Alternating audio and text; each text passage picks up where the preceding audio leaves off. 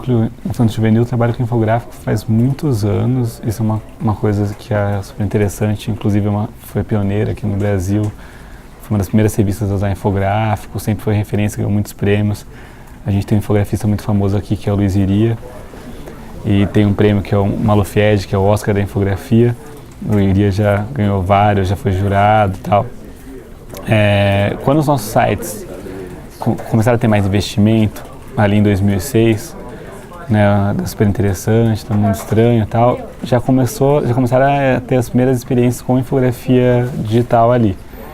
Né, então eu lembro de A Mundo Estranho em 2006, a gente redesenhou o site, a gente já tinha um infográfico por mês, um grande infográfico por mês.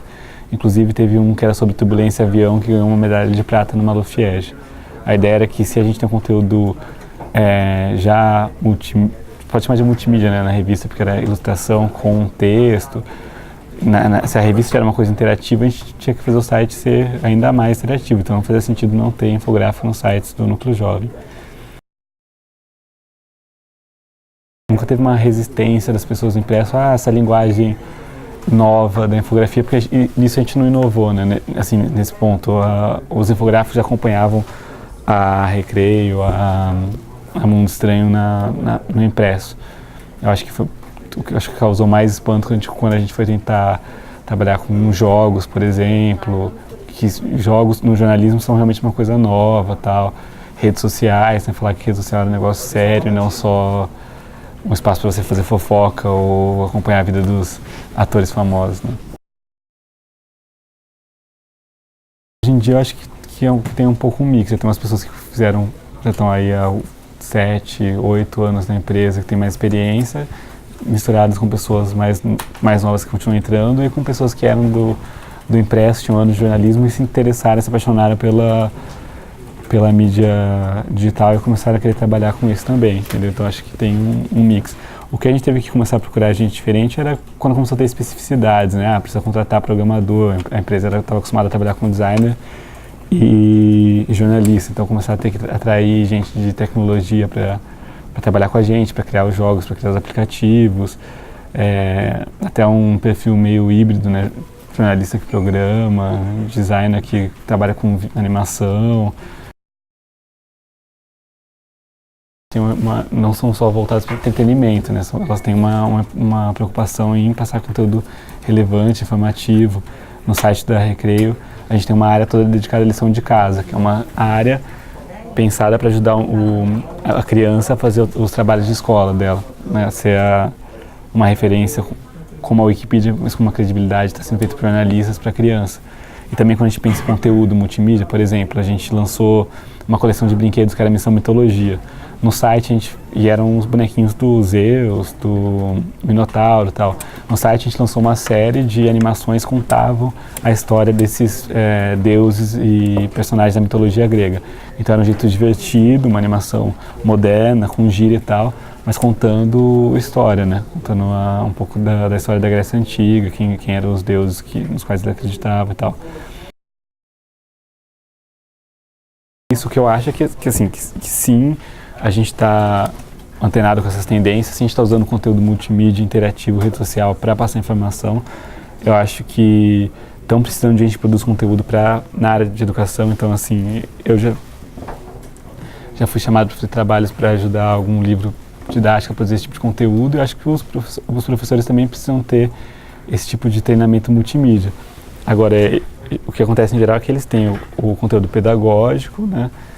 Inclusive a gente não pode ver só o jogo, eu quero fazer um jogo legal, não, você tem que fazer um jogo que eduque, que tem todas as regras do MEC, umas noções de pedagogia que geralmente o jornalista não tem, só que o jornalista sabe contar histórias, então acho que dá para ser uma coisa complementar, né?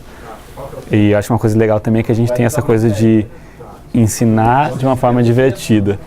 Os meninos que leem A Mundo Estranho, os adolescentes que leem A Mundo Estranho, as crianças que leem a Recreio ou os jovens que leem a Super Interessante, eles não leem por obrigação, necessariamente, não é o pai que compra só. O menino pede para a mãe comprar Mundo Estranho. E ele se diverte ali com coisas engraçadas e está aprendendo ao mesmo tempo. Então acho que essa é uma grande sacada, né? Que é ensinar de uma forma divertida. Se você for pegar o nosso núcleo como um todo, ele tem cerca de 7,5 milhões de pessoas que passam pelo nosso site todo mês e visitam mais de 35 milhões de páginas por mês. Isso aí é a nossa área digital, né? Sem contar as revistas, os leitores de cada revista, assim. Mas são números bem grandes que têm crescido mais. E nossos sites têm virado líderes nos seus segmentos. O site do Guia do Estudante é o maior site vestibular do Brasil. A Super Interessante é a maior na área dela. E a Recreio tem crescido muito, como eu estava falando, cresceu 5 vezes no último ano.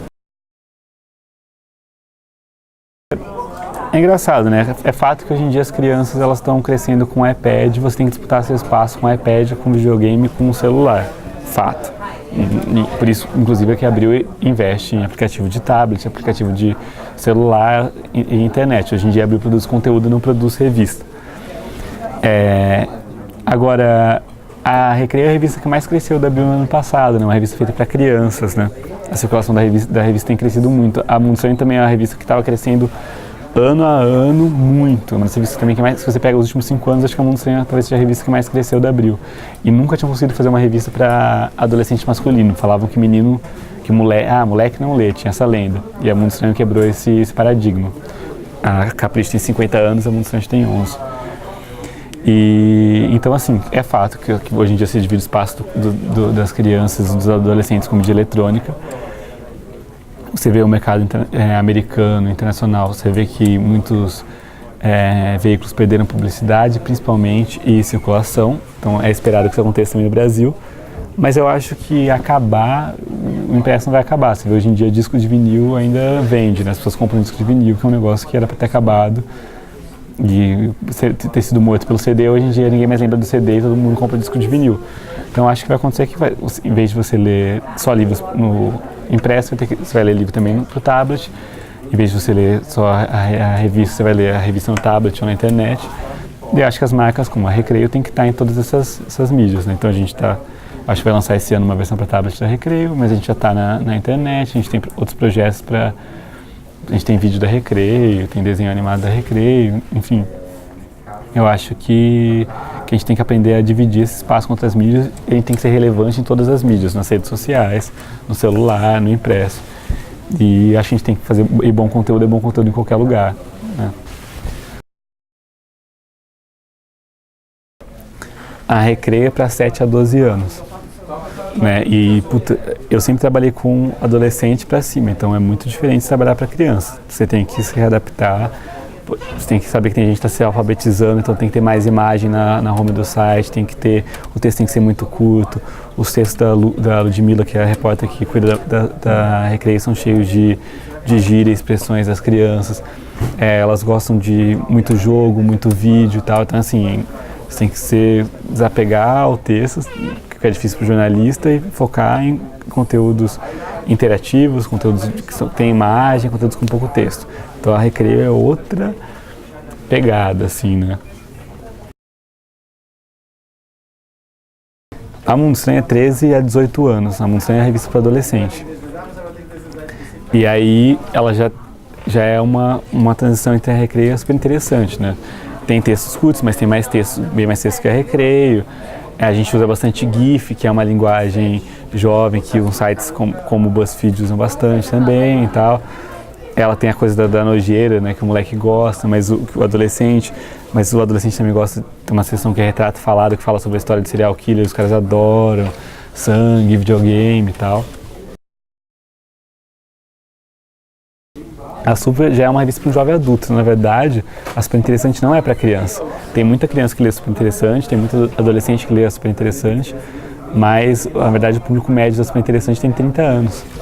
Então, assim, ela tem uma linguagem muito simples, ela é muito pop e tal, mas ela é para um cara jovem adulto, que já tem o próprio carro, já tá trabalhando e tal. Então, essa escadinha, né? Recreio, Mundo Estranho e a Super, né?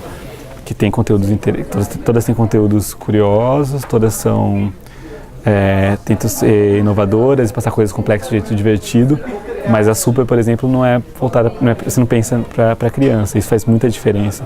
Você pode reparar que tem textos no site que são grandes, no site da Super, né? Recreio não tem.